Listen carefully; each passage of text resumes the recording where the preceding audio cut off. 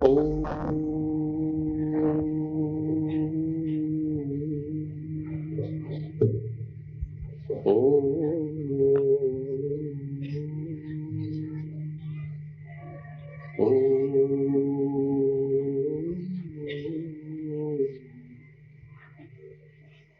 मंगलमय मंगलकरं वीतराग विज्ञान नमो ताई जाते बहे अरहंताति महान जो विद्यादि सागर सुधी जो विद्यादि सागर सुधी गुरु हैं हितैषी शुद्धात्म में निरत नित्य हितोपदेशी वे पाप ग्रीष्म ऋतु में जल हैं सयाने पूजून के सतत केवल ज्ञान पाने पूजून के सतत केवल ज्ञान पाने। बोले भगवान महावीर स्वामी जी, आचार्य चारित चक्रवर्ती श्री शांति सागर जी महाराज की, आचार्य गुरुवर विद्यासागर मुनि महाराज की, बोले परम पूज्य मुन्ना श्री क्षमा सागर जी महाराज की, परम पूज्य मुन्ना श्री भव्य सागर जी महाराज की, मुनि संघ की।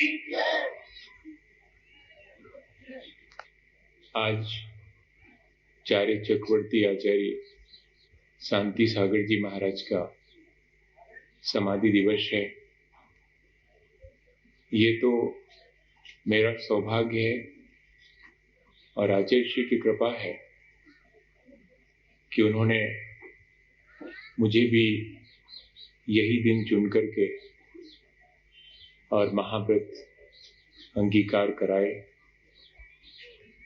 पर वैसे तो सन 1955 में शांति सागर जी महाराज ने आज ही के दिन 36 दिन तक संलेखना पूर्वक अपने देह का परित्याग किया था।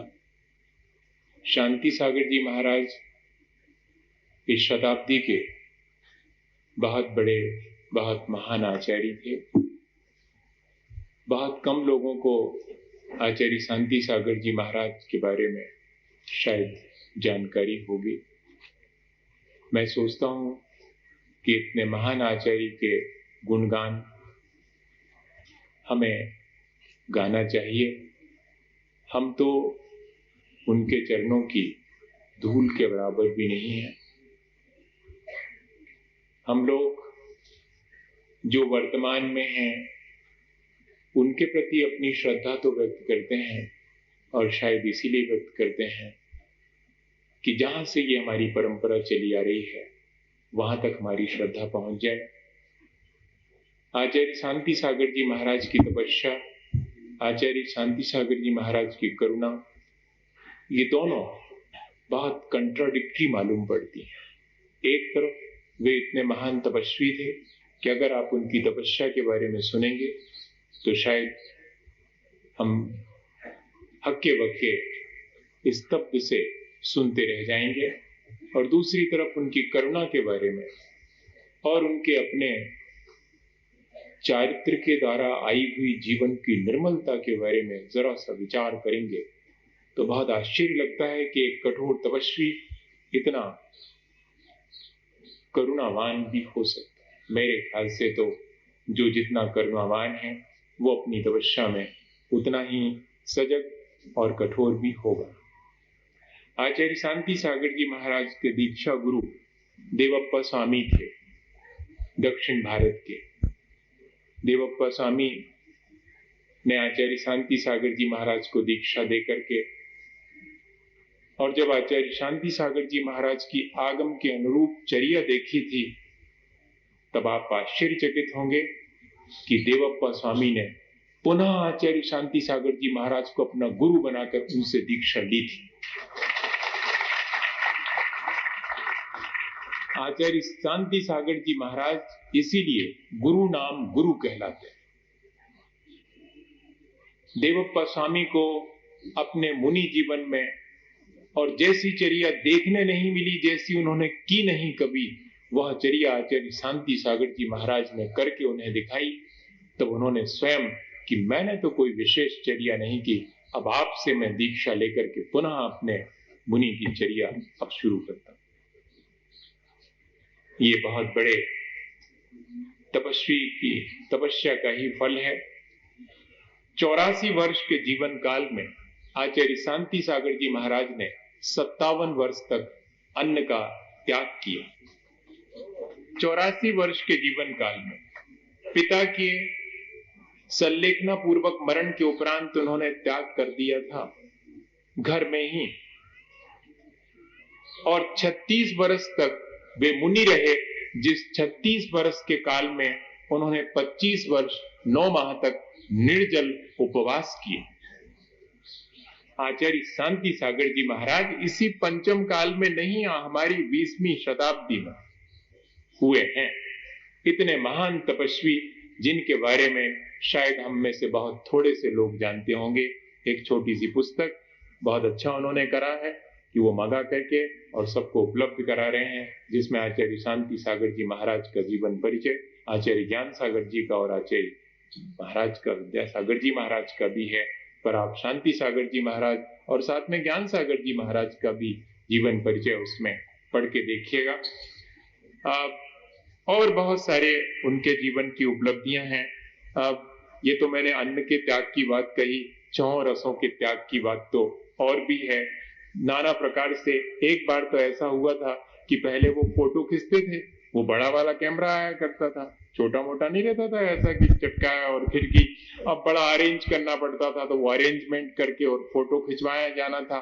तो शांति सागर जी महाराज को बिठा दिया, फिर उनसे फोटोग्राफर ने कहा कि थोड़ा महाराज इस तरफ देखिएगा या ऐसा करिएगा, तो उन्होंने कर तो दिया, लेकिन उसके बाद 8 दिन तक दूध का त्याग कर दिया। ऐसा कई बार, ये तो मैंने एक उदाहरण दिया।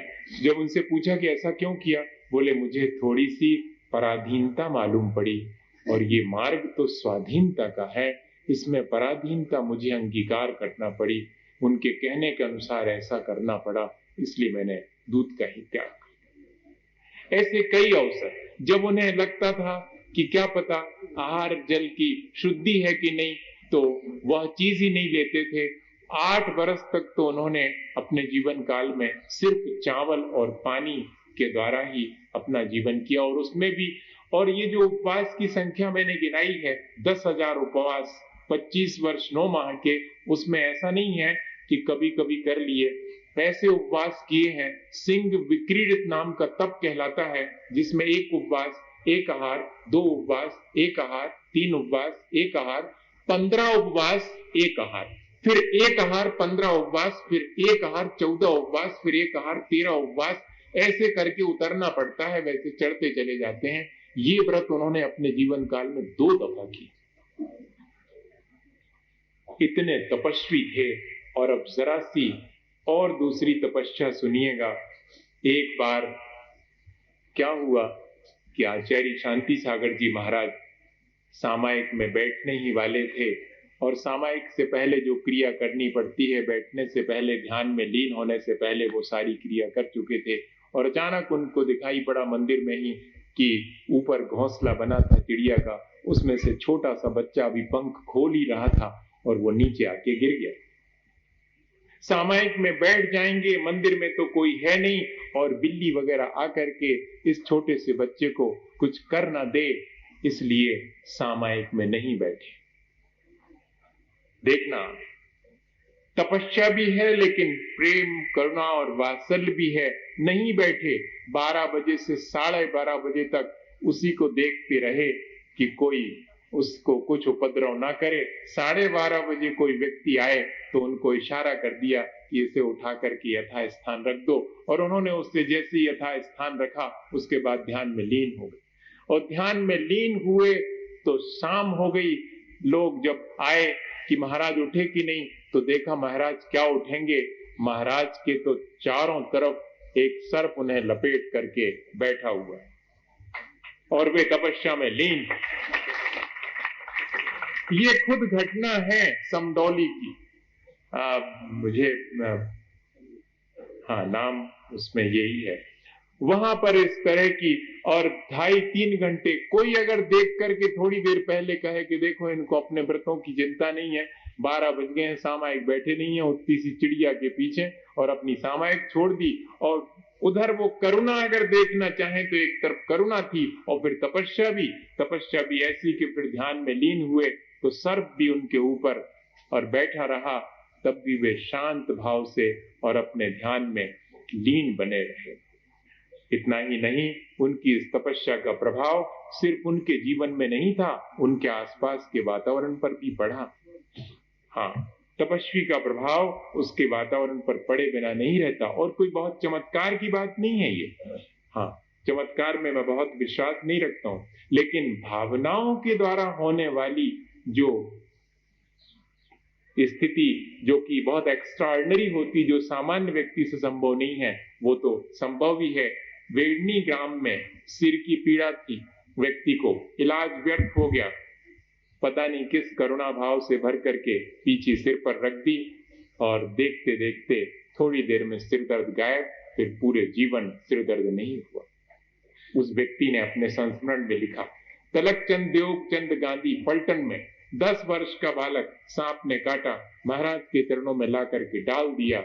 थोड़ी देर के बाद महाराज की तपस्या के प्रभाव से सिर्फ इतना उन्होंने कहा कि घबराओ मत, ठीक हो जाएगा, और थोड़ी देर के बाद ऐसे उठ करके बैठ गया जैसे सोया हो और जाग गया। ये घटनाएं मैं इसलिए सुना रहा हूं कि आज हम तपस्या से डरते हैं। हम तपस्या को पता नहीं क्या मान लेते हैं। नहीं, हमें ऐसी तपस्या करने से जो निर्मलता प्राप्त होती है उससे सारे काम आसान बन जाते हैं। हम अपने काम तो छोटे मोटे और आसान याचना करके बनाना चाहते हैं, याचना करके नहीं।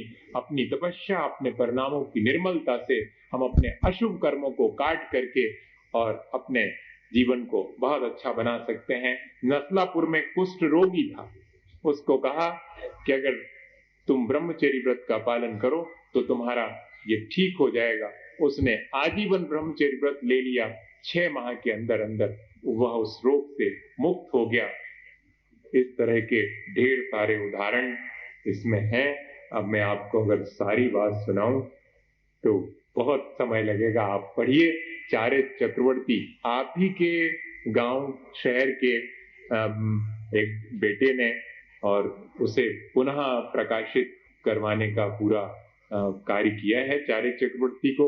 वो भी अब तो शायद अवेलेबल नहीं, पर एक प्रति भी आपके यहाँ पर मैंने देखी है, रखी है। आप अलग अलग ले जाएं, 10-15 दिन के लिए पढ़ें, एक बार नहीं 2010 दफे पढ़ें। शांति सागर जी महाराज की पूरे जीवन के बारे में उसमें सुमेर चंद जी दिवाकर जो नहीं रहे, उन्होंने कदम कदम पर क्या क्या घटित हुआ उनके साथ रह करके देखा है, और उस आंखों देखी स्थिति को उन्होंने लिखा। उससे क्या होगा पढ़ने से, हमारे मन में भी तपस्या के प्रति, हमारे मन में भी इस मोक्ष मार्ग के प्रति कम से कम कुछ नहीं भैया तो श्रद्धा तो उमड़ेगी। सुन करके एक गौरव होगा, हृदय गदगद हो जाएगा। बस उतने में भी अपना बहुत सारा काम हो जाएगा। अपन उतना नहीं भी कर पाए तब भी जो है हम उनके गुणगान ही कर पाए, इतना भी हमारे जीवन के लिए पर्याप्त होगा। जब आचार्य शांति सागर जी महाराज की कोई प्रशंसा करता था, और तो वो अपनी प्रशंसा सुन करके कहते थे कि भैया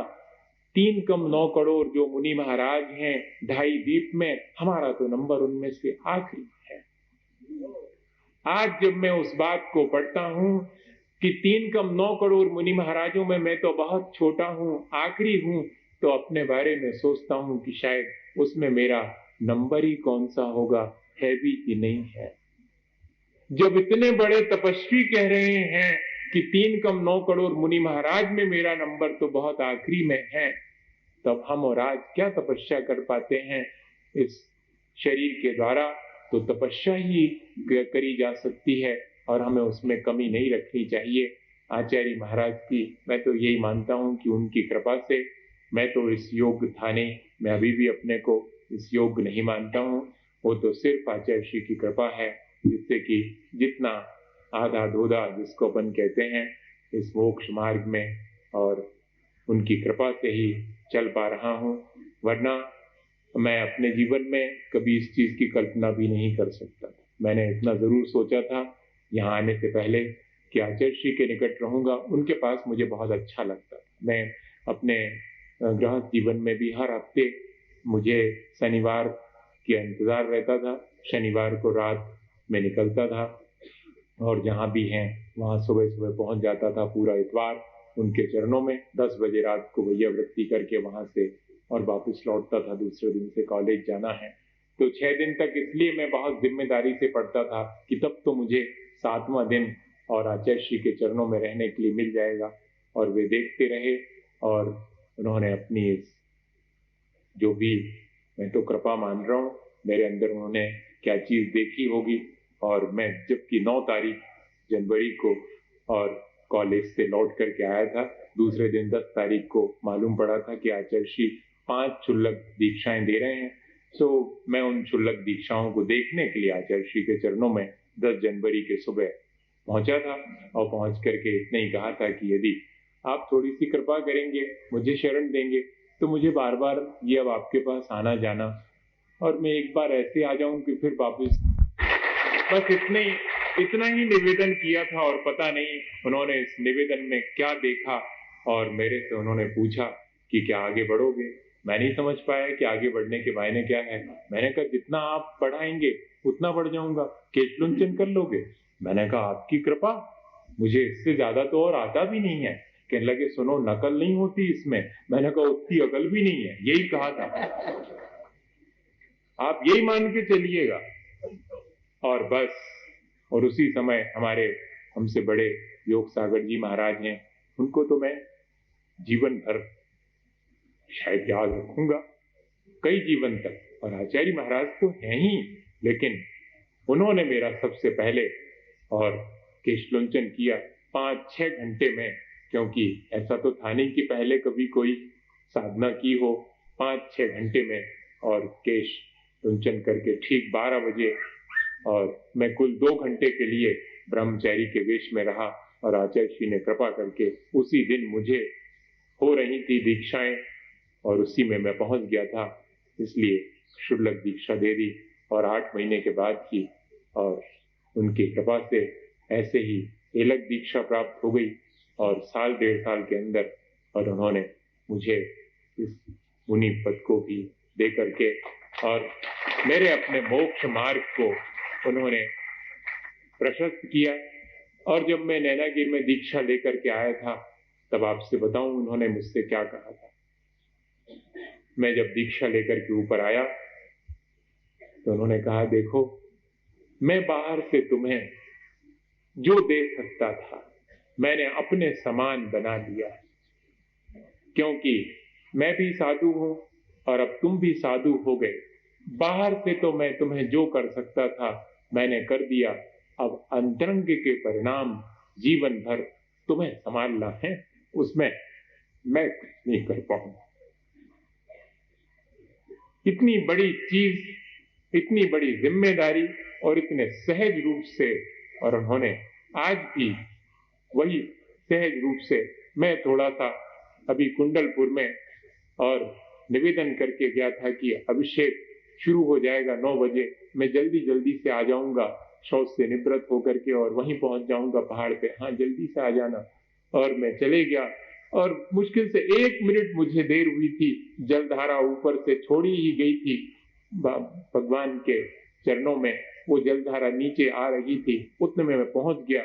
मुझे देखते ही साथ हाथ पकड़ के और भीतर बुला करके, जल्दी से कंधों तक ले लो, तुम आई तो गए, देर हो गई, थोड़ी सी देर हुई है, लेकिन अभी हुआ अभिषेक, ज्यादा देर नहीं हुई है। अपने हाथ से और मेरे माथे पर उन्होंने वह कंधों तक, मुझे सौभाग्य हमेशा आचार्य श्री की कृपा से प्राप्त होता रहा, पर आज उन्होंने हमेशा यही कहा, इसलिए मैं आपके बीच बैठा हूं कि हमेशा जब भी अपने परिणामों में कमजोरी आने लगे तो अपने दीक्षा के दिन को जरूर याद करना, क्योंकि तुमने किस वैराग्य से भर करके और यह दीक्षा, ज्ञानेश्वरी दीक्षा, जो कि बहुत आसान नहीं है, उसे अंगीकार किया है। खांडे की धार पर चलना है, तलवार की धार पर चलना है।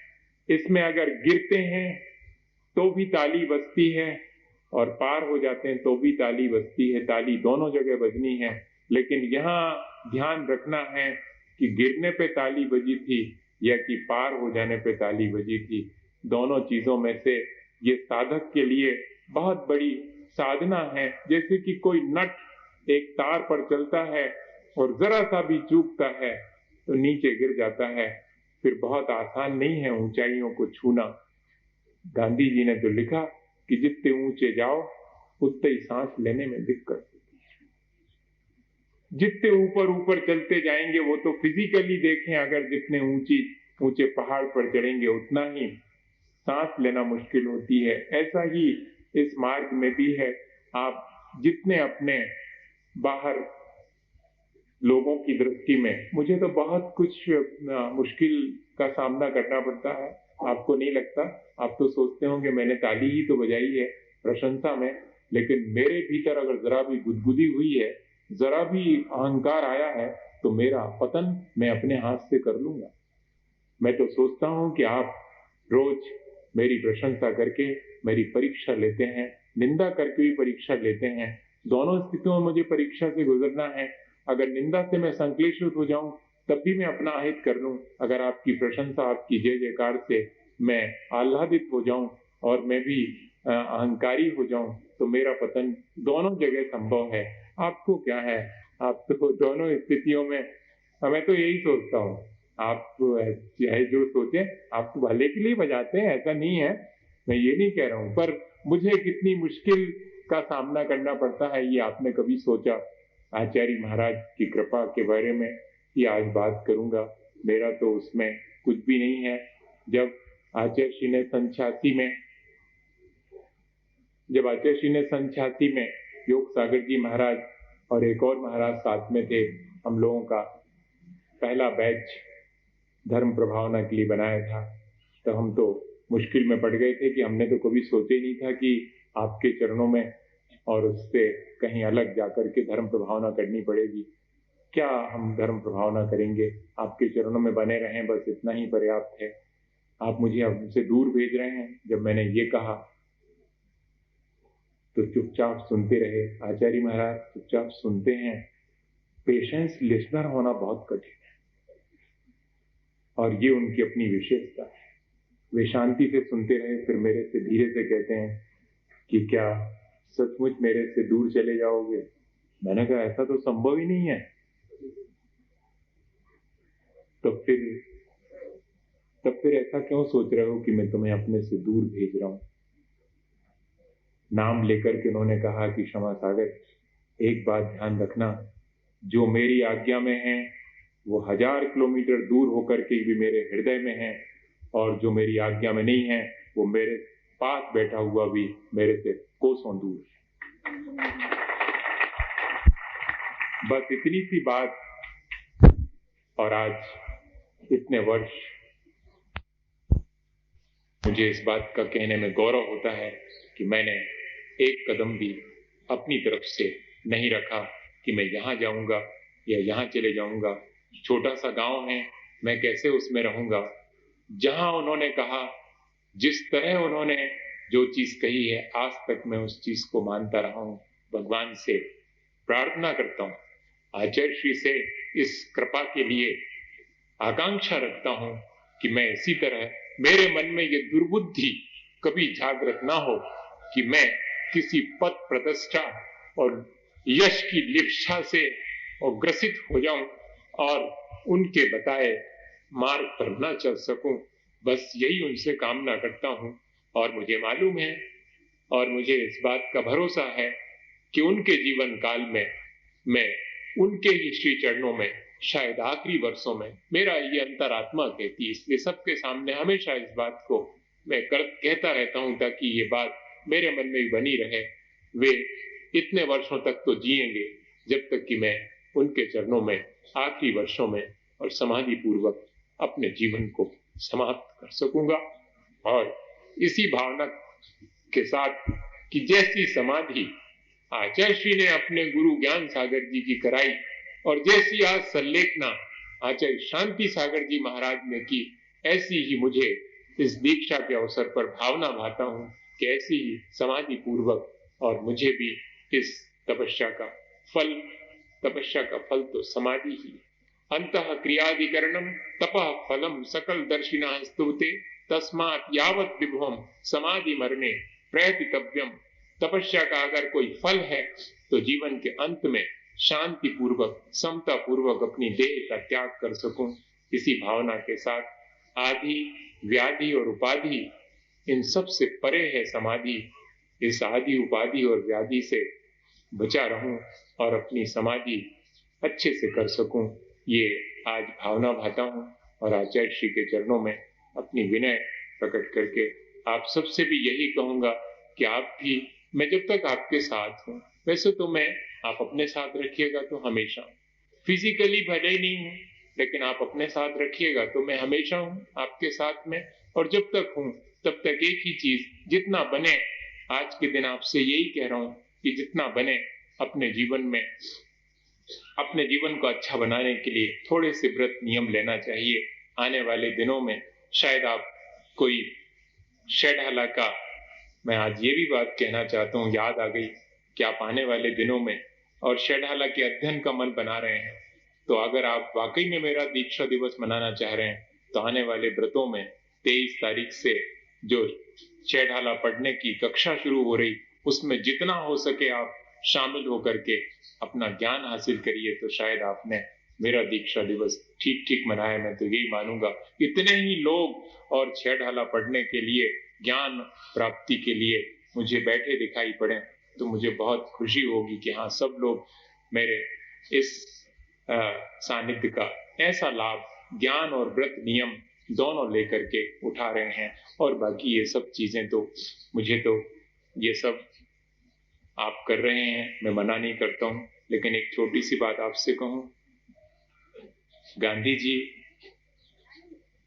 का जन्मदिन था और बा ने गांधी जी और किसी को बिना बना बताए एक ठो दीपक में थोड़ा सा घी डाल करके और गांधी जी की प्रार्थना सभा में रख दिया था। जब प्रार्थना सभा होती थी तो गांधी जी ने देखा कि ये घी का दीपक किसने जलाया, सब चुप रहे, वाह खड़ी हो गई कस्तूरबा गांधी।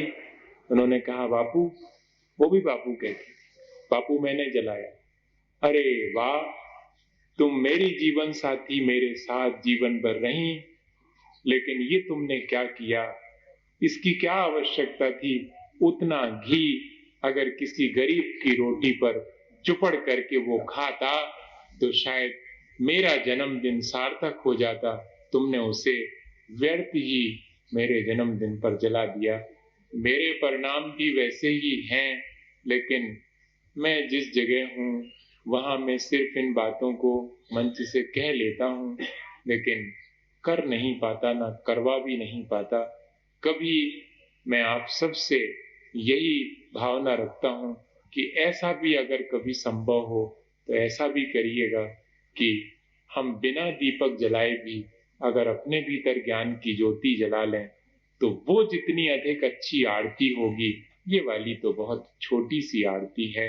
कभी इस आरती के चलते और ज्ञान की ज्योति जला करके, केवल ज्ञान की ज्योति जला करके, और अगर हम आरती कर पाए तब शायद वास्तव में ये सब चीजें सार्थक होंगी। इसी भावना के साथ कि धीरे धीरे हम सब अपने जीवन में ज्ञान हासिल करके अपने जीवन को अच्छा बनाने के लिए सदाचरण के साथ जीवन जिएंगे, यही इस अवसर की उपलब्धि होगी।